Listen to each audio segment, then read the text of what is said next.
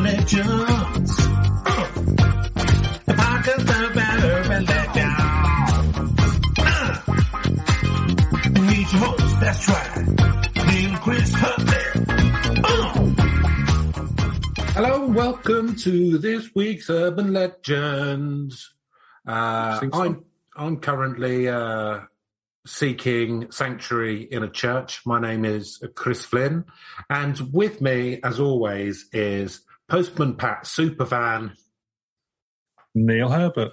Hi Neil, how's your week been? All right, I was hoping I was going to be like the Kurgan intruding into your sanctuary in church there. Have you ever seen the movie Highlander? But I haven't, no. Postman Pat's, one of Clancy Brown's greatest roles, in my opinion. Anyway, Postman Pat, yeah. The Kurgan. So how's the Pat hunt going? Because I know that you like to collect all the bedspreads, the lampshades, I believe you've got Postman Pat pajamas, that kind of thing. The latest thing, I'm putting together a full, life-size uniform. Nice. Yeah. Original. It's a bit fitting around the middle, I'll be honest with you. You only like the original kind of 80s one, don't you? Not the recent CGI nonsense. You spit at that, don't you? Disgusting. I'm not even aware of what that is, Chris. Won't have it on in the house. Yeah. So I had brain surgery to remove any knowledge of that abomination.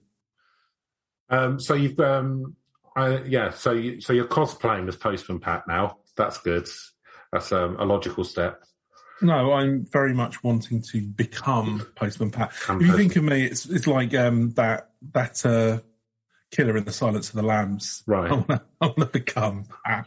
There's a difference, yeah. It's not cosplay, not playing, not kids. Right. I'm going to become Pat. So is that why you've put your house up for sale? I want to consume his essence. You're looking at places in the Yorkshire Dales. Yeah. Is he Yorkshire Dales or is he in Wales, Postman Pat? I'm not sure. Yorkshire Dales, wasn't he? Probably. I'm apparently his biggest fan, so let's say Wales. If I make it up, even though. Small village in Wales, I've decided. Would you call it Pat Femera? Is that what you call your collection? Prestilage. Pat Femera. Yeah, mate. Yes, my patophilia. That sounds disturbing for some reason. You're a patophiliac? No, let's not go down that route. Okay, that's good. Well, I wish you luck in hunting down some more Postman Pat bits and bobs from the 80s. And if anyone has anything for Postman Pat related to sell, please get in touch at herb.legends at gmail.com. And Neil will be more than happy to negotiate a fair price or hunt you down and just take it, depending on how much information he can glean from the email. We'll start with the former, but if you want to push it, we'll go down the latter route. Fair enough. Don't get on the wrong side of the patophilia. Pat fan, no. Don't get between him and Pat Femera. Right, this week, Neil, we are going back to the US of America. Oh, fake law. Lots of fake law in the US. We're going to Oregon in the misty northwest. Oregon, of course, Portland, Oregon, considered the new San Francisco when it comes to being laid back in America. Brighton and Hove actually beat them in the hipster index. Yes, last year. Good. I think we're like 1,000th of a point more hip than Portland, Oregon. It's considered one of the hippest places. Yeah, they looked at how many coffee shops, vegan tattoo parlours, record stores, and vintage shops there were, and Perth 100,000, and Brighton took it home. Did anyone beat Brighton?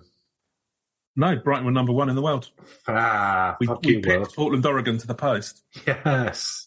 Well, better luck next year. Hippest city on earth, or the hipsterest, depending on how disparaging you want to be about how many beards per capita, that kind of thing. Oh, I don't think that was in the criteria, but I'm rocking a bit of a beard myself at the moment. You are. I had a shave yesterday. My face feels lighter.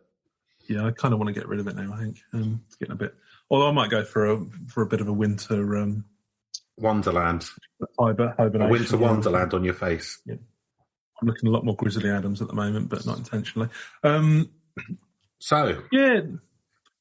be good to go to. I think it'd be quite an interesting place to visit, Portland. Well, it's near Seattle, so I'd like to go to Seattle as well. Yeah, that would be good. And I think to visit as well. Is it Vancouver's just over the border? Yeah, it can't be far off. Yeah, so be all right, wouldn't it? I mean, I've always wanted. We'd have to wrap up warm, I suspect. Ooh, depending on time of year. Chilly. It'd be all right, wouldn't it? That'd be good. And might visit interesting cities. Yeah, and also I've been watching documentaries about the First Nation people from that area of the world, and they've got a fascinating culture, and I'd like to see some of that, what's left of it. Yeah. That kind of Pacific Northwest area's got really strong and vibrant Native American or First Nation culture. So that'd be nice to see. Yeah. Right. As well as where Frasier was set. I don't think they filmed much of it. I think they did do one live episode in Seattle, but largely it was probably a soundstage in LA, I suspect. Yeah, I would think so. Something along those lines. But it was set there. So they're going to Boston and go and see the Cheers bar. Well, you can see the outside of it is there, but the inside of it was just a stage. No, because they've turned it into a Cheers-themed pub now. Oh, have they? I think it was a bar. I think it was a genuine bar, but they just, as you say, the interior and stuff wasn't. But I think they have modelled it. I don't know if they've changed the insides or whatever, but it's literally called Cheers now, or whatever it was called back in the day. So they anyway, whatever. Well, you would do, wouldn't you? Good way to get. So I went to see. Went up to Liverpool for a work thing, and we went down the Cabin Club, and it was funny because firstly, it's not really the place where the Beatles played. They played in a sort of different cabin, so it's a different. It's not even really authentic. What, so they moved venues? And then just kept calling it the Cabin Club. I think it was the same venue, but it moved venues, like you say, but it wouldn't have been the actual place, because I think these are just like, I don't know, it's like, you get the Arches under Brighton Station, it's like that kind of thing. And the thing is, there was a guy next door who, I mean, fair enough, I could see his frustration. It was a bit like some of the lesser attended gigs that we've played. So everyone's going down the Cabin Club because, of course you do, go and see where the Beatles played, or similar to where they would have played. And then they're doing like a live music night next door with like 2 people in. And this guy was just getting more and more aggravated as we're just walking past and going towards the Cabin Club. Come in, proper fucking music. It's by a terrible attempt at a Scouse accent, but he was getting quite irate. Wasn't selling it though. Wasn't selling. You don't want an angry Scouser to entice you into, be a bit more friendly and warm. And then we might. Show us some of that famous sense of humour. Best sense of humour in the world. Friendliest people in the world. Yeah. Beautiful people, Chris. No, I enjoyed it. It's tiny though. It is small, yeah. Tiny city. It's got a tiny centre and then just loads of council estates sort of sprawling out from the centre. Yeah, the centre. Yeah, it's just like a huge. I did a work thing there as well. Shopping centre, yeah. But our conference was a place called New Brighton. Imagine that. I can't. Out on the Mersey. It was awful. It was like a dilapidated seaside town. It's just like a load of arcades that shut down and all of that sort of thing. Do you know what I mean? Oh, nice. Did you go to? Did you go and look at the weather map from this morning, where the guy used Sadly to jump didn't have time for that. Didn't he get? He got done for dodginess, didn't he? Get U-treed or something. Yeah, I don't know. Think so. I don't know. Yeah, a lot of people did. Yeah, yeah. I don't know, so I won't comment. But yeah, I think so. So, Cannon Beach, Oregon. We are looking at the spooky tale of the Bandaged Man. How does that sound to you now? Bandages. It sounds spooky. Bandages are obviously terrifying. Yeah, elastoplast, I'm terrified of, and it implies wounds, which also terrify me. Or it could be a mummy, couldn't it? Could be a mummy. Could be a mummy. Broke out from Portland's Historical Society. What was brought back from, I don't know, Giza or something. Maybe it's just hits dressing bandages. Maybe it is. Maybe that's how they're trying to take top spot next year. Yeah, maybe he's riding a penny farthing around. Bandages. Just monocle bandages. It's the thing I do. It's just the thing I do. The invisible man look. Why are you looking? I'm not drawing attention to myself. Just being me. So this is from beachconnection.net. So we'll see. I've not read this, so we'll see how it pans out. I think it might be a bit tongue-in-cheek, which would upset me, but we'll give it a go anyway. I hope there's some good jokes. There were some of those. So perhaps the most famous and infamous of Oregon's Ghost Coast tales is Bandaged Man, who's made numerous appearances in books for decades now. Locals seem to point to most of the tales popping up in the 50s and 60s of a bandaged and bloodied figure haunting the roads near Cannon Beach and its forests, and even its bars.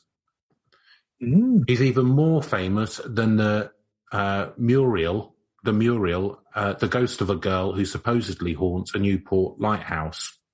I've not heard of either of these people, so fair enough. I'll take that under advisement. Yeah. Ghost tales are an interesting way to learn about history, especially on the Oregon coast. If you look into the Bandaged Man further, you can find out there was an old road, part of Highway 101, just outside of Cannon Beach and its northernmost junction, where the road veered off to the east a bit before returning to the 101. That was straightened out to its current formation sometimes in the 60s or so. We might have slightly different interpretations of interesting, to be honest with you. So even more revealing, that the old dark road was called Bandaged Man Road by the locals. And it was apparently a rite of passage for kids who had got on their license to drive it at night. So it sounds like the motorway kind of then joined what was an old road, which was all dark and that. And then since then, they've kind of done a bypass of that bit of the road. That's what it sounds like to me. You're not paying for the upkeep of your road, and therefore you're going to have, shenanigans. Haunted bandaged men. You're going to get haunted bandaged men hanging around. Like the bat and ball on a Friday night. There's a local joke for you. I first learned of him in a book of regional spook stuff back in the mid-'80s, and even at the age of 23 or 24, it scared the hell out of me. Not long after, I was hanging out at the docks at Netarts, a long way from Cannon Beach, late at night, and somehow got freaked out about the possibility the Bandaged Man was lurking in the forest behind. Crazy times. The Bandaged Man legend seems to go back to the 50s, but other accounts take him back to the 30s. He lurks in Cannon Beach Forest and Road, covered in bandages and smelling of rotten flesh. Apparently, mostly showing up on nights with heavy lightning. One tale has him smashing a window at Old Bill's Tavern and grabbing someone's dog for lunch. Nice. Poor joke about hot dogs, but interesting that he's like smashing up windows in towns and stuff. That's very forward of him, isn't it? What's he after? Dogs, apparently. Dogs, apparently, yeah. So, his origin story.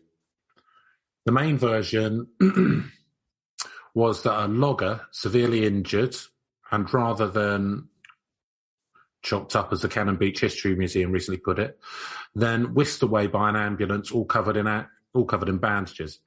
The ambulance then fell victim to a landslide, and supposedly when they came to rescue the vehicle, he was gone. Ooh. He wasn't having a good day, was he? No. Oh, no. You get in a terrible accident, which, I can see with a chainsaw. I think with an axe, you would have thought it would be reasonably safer, but there we go. Bandaged him up, put him in the ambulance. Oh, no, that's a bleeding landslide. It doesn't say that it was with an axe. Oh, how did he get injured then? Oh, it just said that he was severely injured. There you go. Injured logger. Well, maybe it was a chainsaw or something. Yeah. Was it 30s, did they say? It was a chainsaw. Or a tree fell on him. Big tree. Yeah, big tree fell on him. Could be that. Or you think that? I don't think. Would you bandage somebody for a tree fall? Well, if it was the 30s, that was the extent. That was the extent of medical knowledge, wasn't it? Just bandage. Just wipe some iodine on him and bandage him up. Yeah. Give him some tonics.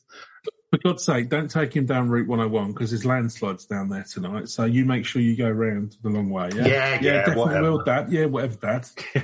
Yeah. Fuck's sake. Bratty ambulance driver. I've got a hot date. Yeah, exactly. I've got to spend at least tools. an hour coming back my pompadour with Vaseline. I've got to take the shortcut.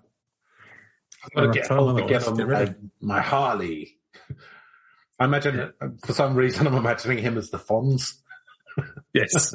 I think we're about 20 years too early, but yeah, huge backcombed hair, real cream, and denim or leathers, don't mind which. Yeah, a cut motorcycle cut, maybe from Monty Don's gang. So there are a myriad of versions of this, including lore that he was an electrician and from various other trades. Mostly, though, he's a logger. According to the museum, he first started popping up in the 50s, but I've read tales that speak of him farther back. In any case, in true camp horror story or camp horror movie style, his modus operandi is mostly harassing teens in car parks. I assume that means like summer camp rather than, carry on movie camp. I think carry on movie camp. Yeah, I think. Who's this Bandaged Man? On occasion, he's said to target moving vehicles like open-top cars or pickup trucks. He'll jump in. He's got ambition, I'll tell him that. Yeah, I mean, he's getting about, isn't he? Yeah. I reckon him and a hairy hands get on all right. They would do. He's got super strength. Well, I don't know. I mean, he seems like he's got super agility, like a John Spiderman. So he'll jump into the back of the vehicles and then mysteriously vanishes before reaching town. The museum recently wrote on Facebook, most of the time people do not become aware of his presence until the rotting stench reaches your nose. So there you go. He's just got some unfortunate skin condition. Yeah. It could be. They won't let him on public transport. So yeah, exactly.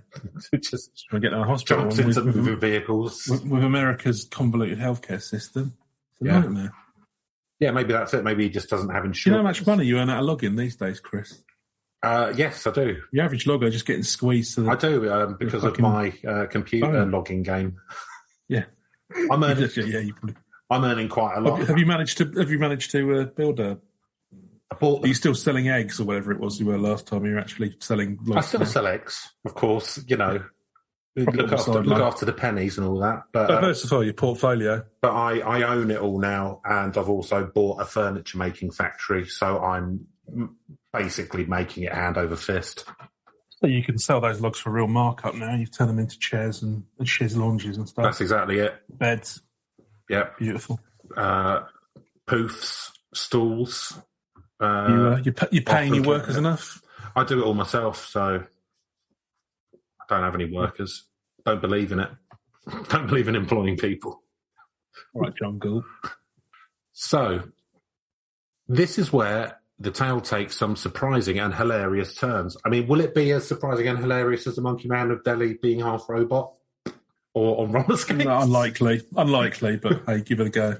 So there's a wild tale of a Bandaged Man prank in the 1960s on the North Oregon coast that has become a legend of its own. Or is it just part of the Bandaged Man lore? Funny how stories change, morph, and even disappear. At one point, around 2008 or so, I heard about a gnarly prank one group of North Oregon coast high school Gnarly! Played on a friend back in the 60s or so. There was a bunch of them in the back of a pickup truck. At one point, they hopped out of it and a friend hopped in dressed as the Bandaged Man. The driver went... just picturing something like out of Back to the Future here. Yeah.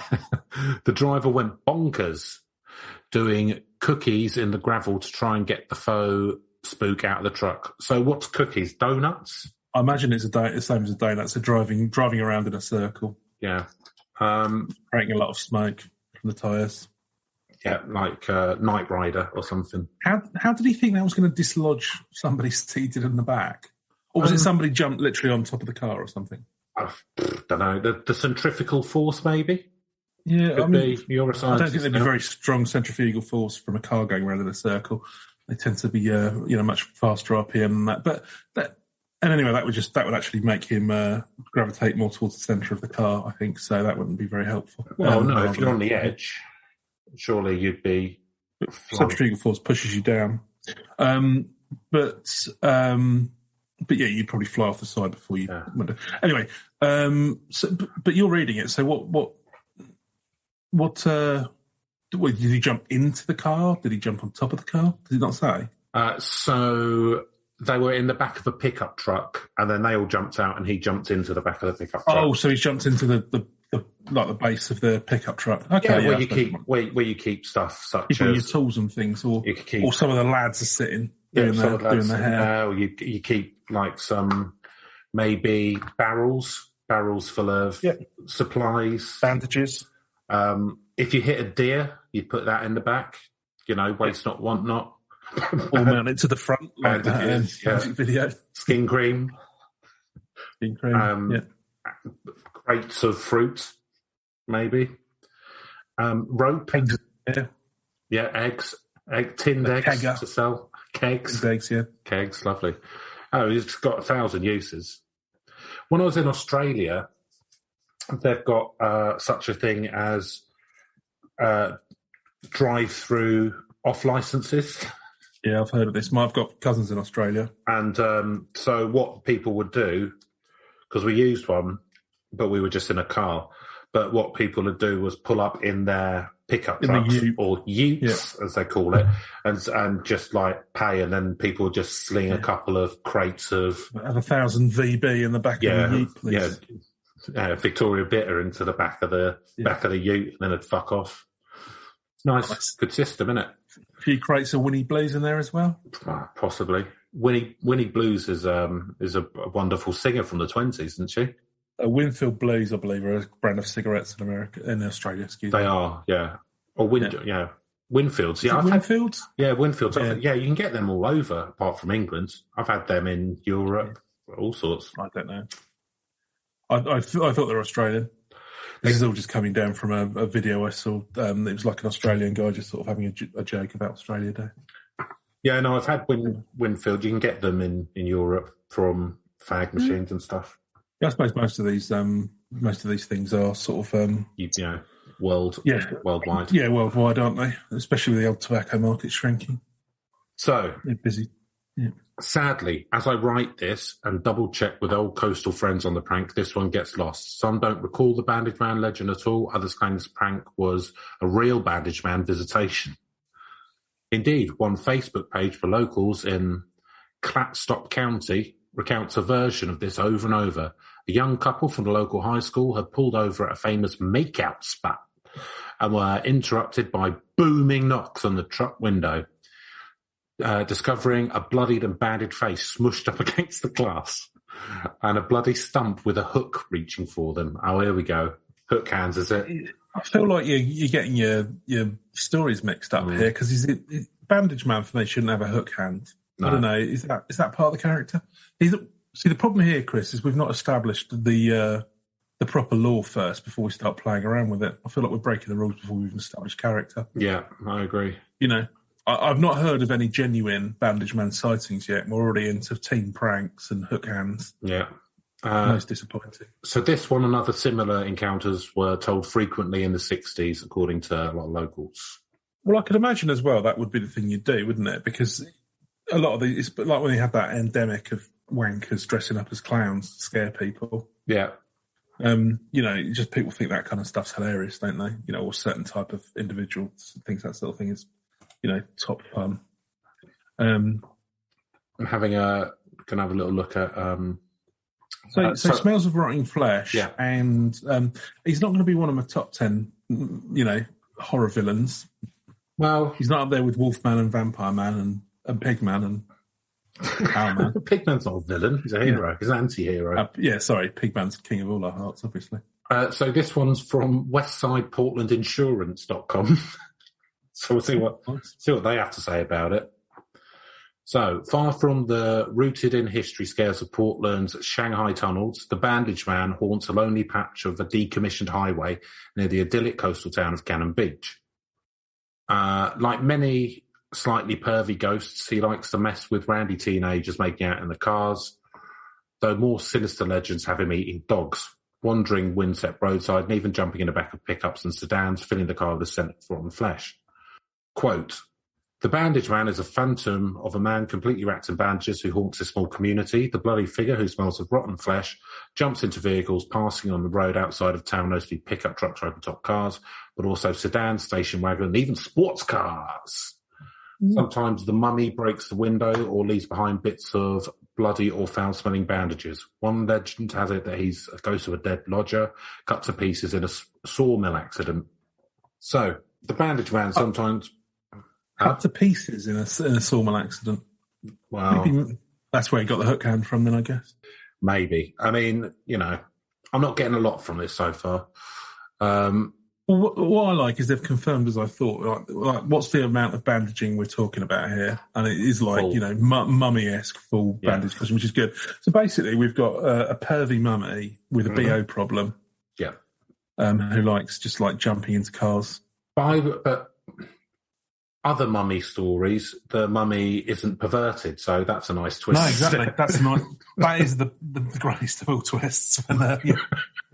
For her mummy, who likes, it's fine, just carry on, I like watching.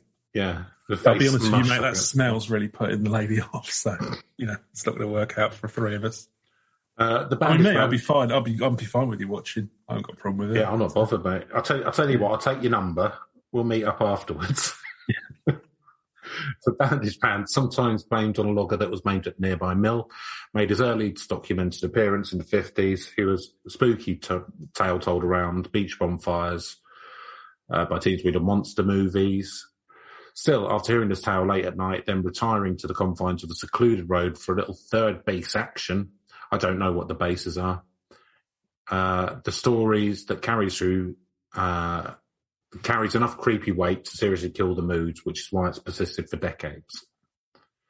So a lady from Cannon Beach was talking about this so-called urban myth in a paranormal investigation group online. Her name is unknown, Neil. Was it you? Could be. Clearly it was. Quote, I've been aware of this story for over 40 years, for I was a child in the community where it got started. Nice way of writing. For I was a child. I knew some of the family of the kid that first encountered the Bandaged Man. There's an old road that for all the years I was growing up was known as Bandaged Man Road. It was just an old section of Highway 101 that had been bypassed when a new section was put in place. But it was still accessible, and it wasn't very long, just a short loop off the highway. The whole thing from end to end could be driven in maybe 5 minutes or so. This loop of road was popular for local kids to go and make out. That was around 60-61. And this is where the story gets crazy, Neil, apparently. Quote, that's where the story started. One night, two of the local kids were up there doing what teenage boys and girls do when they are parked in dark and lonely roads. The boy had an old Chevy pickup and the girl and he were sitting in the cab. Revising for their maths exams, yeah? Oh, I would imagine. Revising for something exams. All of a sudden, they felt the truck sort of lean, like something was moving around in the bed of the truck. They turned to look out the rear window, and there looking back was a bandaged face, with only some weird-looking eyes showing through the eye holes in the bandages. The bandage figure started beating on the glass on top of the cab. The kid started his engine, got it into gear, and tore off out of there, his girlfriend screaming in terror as the man in the back continued his pounding. Any of you who've been on Bandaged Man Road or Cannon Beach know how curvy that road is, and to drive them at night at high speed is dangerous. On they went. After what seemed like an eternity, they made it to downtown Cannon Beach, where the boys' family owned a service station, and they lived next door to in a greenhouse. I'm assuming the house was green rather than it was meant for growing plants. Once they got there, they looked in the back and the bandaged figure was nowhere to be seen. Well, presumably it's fallen off because you get speeding around. And I'd just like to let you know that at Bill Higley Insurance, we cover a lot of things for our amazing deals on car insurance, but not a haunted Chevy. And he was first reported in the 50s and 60s. And why does it just scare teens on a deserted highway? We may never know. So, typical of insurance companies, they're not willing to insure against ghosts. I don't think that reflects very well on them. When am I going to get some business for my paranormal activity? Well, I need good insurance. Well, won't let you have it, will they? Can't get it. Unbelievable. Lloyd's of London, won't even they won't do it. Bearings. Yeah. That's actually why Bearings went under, because they were the only insurer to insure against hauntings, weren't they? Yeah, well, that year we unleashed the gates of hell, and then the uncanny payouts came through the roof. I'll never make that mistake again. Yeah, sorry, that's not included in the policy. Loss adjusters will be all over that. So, to be honest, I think it just seems like more of an East. I mean, it's not a great. I mean, we won't get into the scoring or anything, but it doesn't. It's just a pervy, smelly mummy again that is a bit of a nuisance, really, isn't it? Yeah, but normally with these kind of things, I'd expect, like, I don't know, the boyfriend gets beheaded, or do you know what I mean? Something a little bit more spooky, or all right. There's one where allegedly we went into a pub and ate someone's dog, or grabbed someone's dog, presumably to eat it. That just sounds like an Oregon drunk to me. But I've met people like that in Brighton. Probably I wouldn't put a dog eating past them, to be honest with you. I think, it sounds to me like someone played a prank and just dressed as a mummy and jumped in the back of the car to scare two teenagers. It was probably someone from their class. Yeah. And then when they pulled up, they got out and ran off. That's what it sounds like to me. And then somebody who's just some voyeur who just decided to wrap himself in bandages to haunt the. He could cop a look, but then not get caught when. I imagine it sounds like this is quite an out of the way area, so there might not, might not be a lot going on, like Cannon Beach. So people get bored, and do funny things. Even if you take it as read that it is like some malicious entity, he's not really doing much, is he? He's just sort of jumping in the back of your pickup truck and then vanishing into the ether. To be honest with you, it wouldn't really faze me. You want to live to town? Fine, just ask. Don't need to wrap yourself up in bandages and jump in. It holds you down as well at the same time, if that'd help. That might. Yeah, the sea. People to pick you up. The sea's there, mate. Jump in. Yeah. Also the salt will help your wounds. Yeah, because it's a natural disinfectant. Yeah. Yeah, I don't feel sorry for him. God helps those who help themselves, Chris. I don't know what this wandering bandaged pervert's doing, but he's in the handouts from me. So, put yourself up by your bootstraps and buy your own pickup truck. That's my advice. Yes, that's what Thatcher would have done. Yeah. Say no to handouts to bandaged men. No handouts to bandaged perverts. Yeah. Do you know what? Because otherwise, you're just going to have them in every town. You won't be able to. Won't be able to put the bins out for some fucking perverted bandage fucker who can't be bothered to. We're coming over here all bandaged up from America and expecting a handout. Expecting for a while. Oversexed, over-bandaged, and over here. Wanting to use the NHS. Yeah. Oh. It's already on it. It's already on its fucking knees. Yeah. Oh. Tell you what we need in the NHS, a bit of private investment now. That's what we need. Yeah. I think people should start having to pay for it. Not that we already pay through the fucking nose through taxes anyway. I think that's about as far as we can go with Bandaged Man, to be honest. Is it? It wasn't a particularly rich vein of folklore or comedy, was it? Oh well. No. Yeah, there's only so much you can say about someone who dresses up to look at teenagers. That's the most intriguing aspect. Is just that he just does sound like a pervert. Well, it just sounds like it's just a campfire tale, isn't it? Yeah. Possibly a few kids have just sort of like done pranks to. Clearly a lot of pickup trucks driving up and down this particular stretch of Oregon. I imagine it's quite a rural area. So you can bang so you can stick the logs in the back, innit? Yeah, exactly.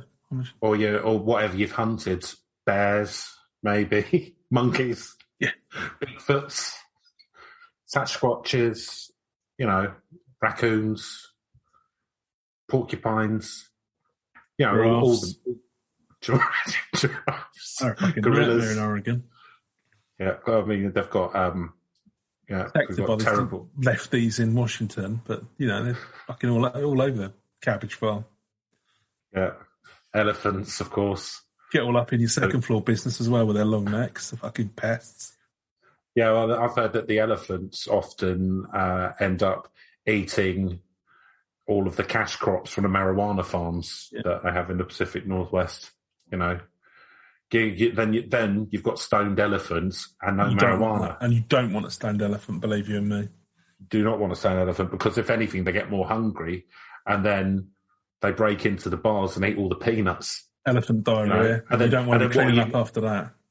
What are you meant to eat with your craft beer if you haven't got any peanuts left, because the elephants have eaten them all? And the thing is, the Gambia can't produce enough peanuts, you know, to facilitate stoned elephants in the Pacific Northwest. Oh no, it's not. Peanut prices go through the roof. Peanut butter suddenly £10 a jar. Yeah, but does the Gambian farmer see any of that profit, Chris? Does he fuck? Does he fuck? No, of course not. It's all these fucking middlemen in the middle just rinsing it out, aren't they? Yeah, and the stoned elephants. I tell you who get the management at the Co-op Local. That's who sees the profits. So they're getting those seats from. They're a cooperative, yeah.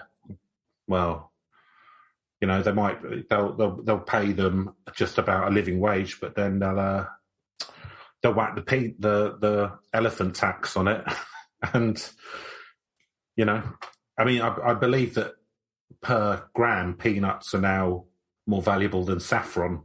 Yeah, or beluga caviar. There's a massive investment market in Russia and China for peanuts. Don't they call it the caviar of Africa peanuts? That's what they call it, I think. Have spread some peanut butter on a little cracker and have a vodka with it. Lovely. Or actually, I mean, the ideal way is obviously just to scoop up some peanut butter with a pearl spoon, mother of pearl spoon, and then just eat that, you know, or the back of the hand if you're more traditional. Yeah. Have you ever had peanut? I wish I had. I'd like to give it a go. I saw one once. Walking around? Yeah. I was walking around London and I stopped outside a Michelin star bar. Was it Mr. Peanut from the KP things with the top hat and the monocle? Yeah, he was dining inside this restaurant. The Groucho Club. Yeah. He was with Melinda Messenger, wasn't he? Yeah, Kate Moss was thrown up over his shoes. He looked quite dapper though, as ever. Oh, of course. Took it in his stride. Didn't bother him. Just got a hanky and got somebody to clean it off for him. Yeah. Then adjusted his monocle slightly and disappeared into the night with Miss Messenger. Smashed a waiter across the skull with his cane and then got into his Bentley and fucked off. And then a bandaged man, smelling foully, jumped in on the back of the roof. But he sort of gave a knowing wink through his monocle, like, you can watch that. Costs nothing to watch. And he likes to be watched. Mr. Peanut likes peanut. Yeah.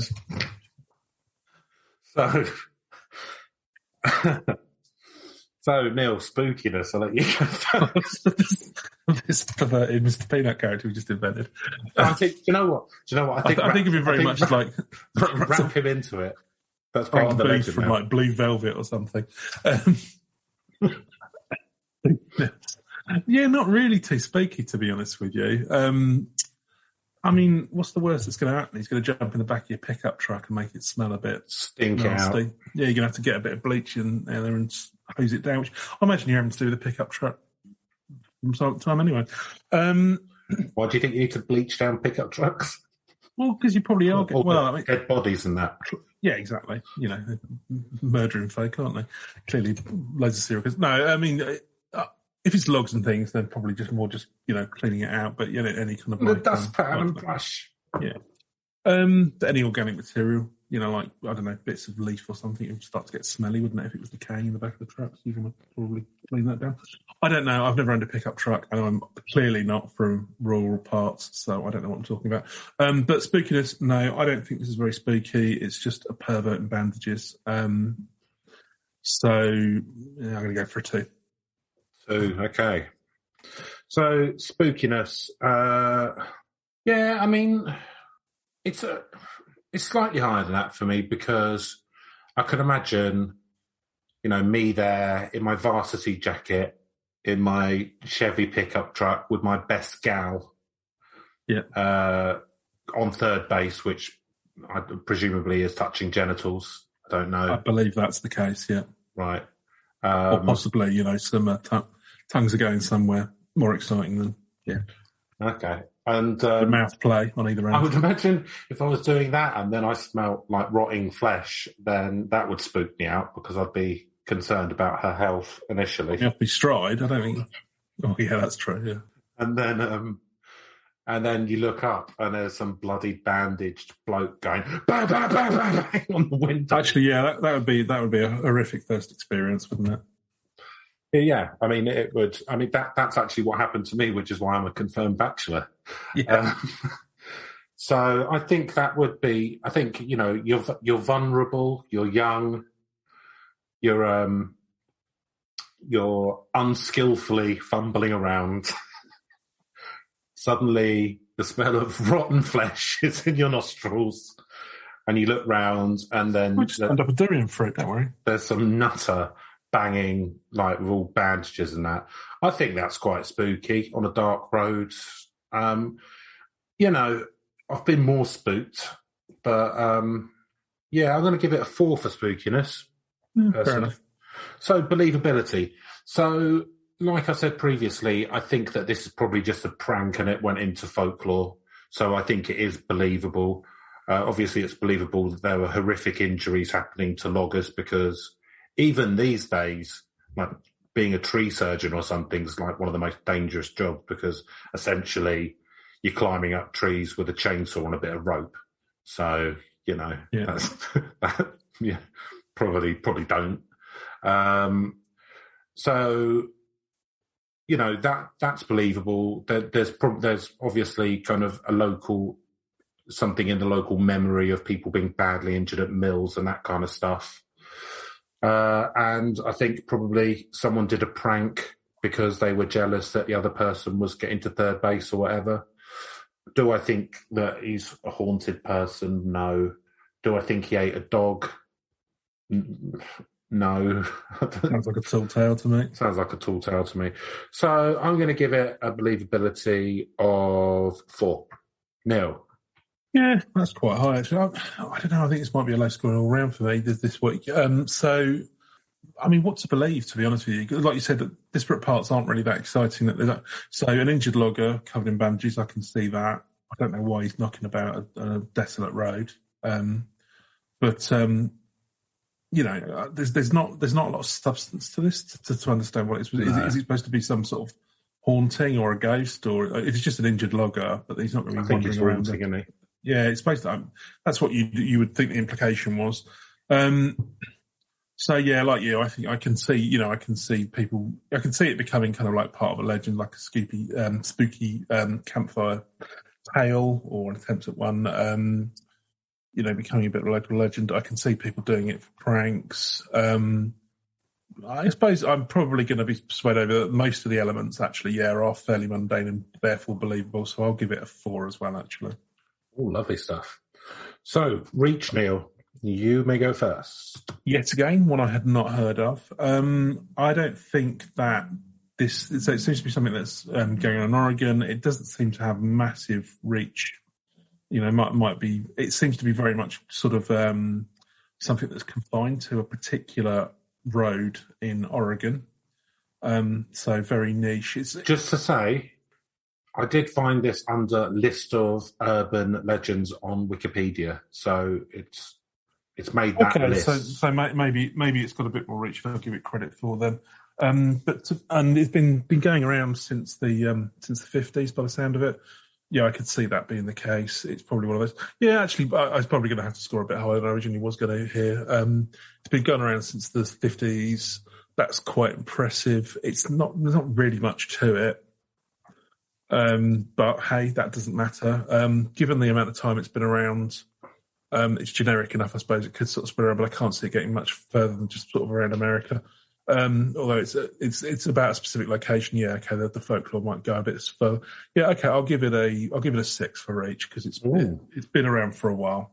So, it has been around for a while, but only since the 50s, 60s. Which is a decent amount of time, but it's not, hundreds of years. And it does seem quite, it's on the Wikipedia thing, but there isn't actually a Wikipedia page about it. It seems very local. It's not going to go any further. I'm just going to give it a 4 for each. Fair enough. So, narrative premise. It's a pretty standard ghost haunting, pervy teenage narrative thing. Obviously, it's specific about it being probably a logger. I like the bit about the avalanche and him disappearing. That's all right. Get some points for that. But beyond that, there's not much of a narrative there. I mean, there's not much to say about it, really, so I'm just going to give it a 3. Must try harder. Yeah, so, no, it's not a very strong narrative premise, this one, I don't think. There's not an awful lot to it. The backstory is not terribly interesting. There's much more interesting kind of like psychos on the highway, kind of like urban legends that you come across, and there's not really very far you can take it. I mean, the only bit that was a bit sort of compelling for me was the snatching a dog from a pub, but I think that's something that somebody just added in later. So it's scary sort of Bandaged Man. The rotting smell of rotten flesh is kind of adds a little bit of something extra to it as well. I guess I've not come across that one, I don't think, before, so that's an element. Having worked in customer service as well, it's one of those things you come across from time to time. Not really a strong narrative thread for me. I'm going to give this a 3. Okay, and that gives it an overall total of 30 out of a possible 80 urban legend points. Not too shabby. Not too bad. I'm surprised, but I think it's the fact that it's probably it probably has happened. It's just a prank, though. Probably brought it up a bit. And so I will just say, if you're in your pickup truck down a dark road, making congress with a dial, and you hear a banging on your windows, don't have nightmares. And if you're planning to do something with a dog down there, don't take it down that road, because that'll be be all sorts of enticing the Bandaged Man there. And you shouldn't do that to dogs anyway. It's disgusting. No. Okay, and that's it from this week's Urban Legends. Let's get tip at the end there, Chris. Let's get tip from Neil. Don't fuck dogs. It's very poor manners and also cruel and horrific to the dog. So, don't fuck dogs. Goodbye.